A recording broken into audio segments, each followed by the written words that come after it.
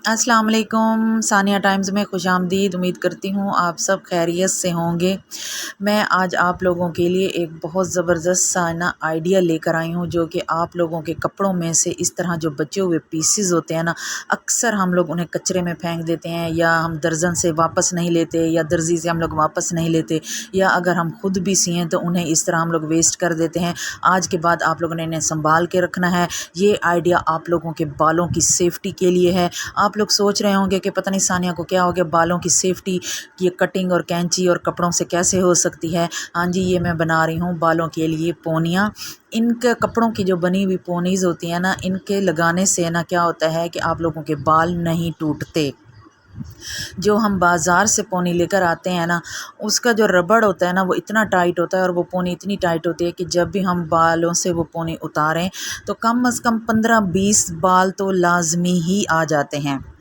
तो आप लोगों ने क्या करना है कि 4 इंच चौड़ा और 19 इंच या 20 इंच लंबा आप लोगों ने एक पीस ले लेना है। उसकी आप लोगों ने एक थोड़ी सी प्रेस कर लेनी है और फिर उसको आप लोगों ने क्या करना है कि उल्टा कर लें। उल्टा कर लेने से उसकी पहले सीधी सिलाई लगा लें। सीधी सिलाई लगाने के बाद आप लोगों ने क्या करना है, इसको सीधा कर लेना है।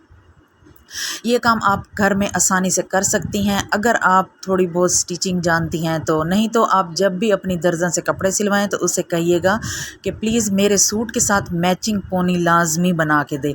दर्जी भी बना कर देते हैं, आप उसे भी उन्हें भी कह सकते हैं कि हमारे सूट के साथ मैचिंग पोनी बना के दें।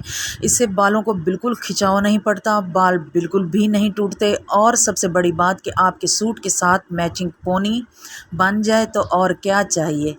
इलास्टिक डाल लें और इसको अंदर की तरफ फोल्ड कर लें और इसके ऊपर ना या तो आप लोग सुई की मदद से इसके कवर सिलाई लगा लें, या फिर आप लोग मशीन से सिलाई लगा लें। मैंने मशीन से इनको सिलाई लगाई है। मैंने अपने सूटों के साथ जितने मेरे पास पीस बचे हुए थे, मैंने सब की पोनीज़ बना ली हैं।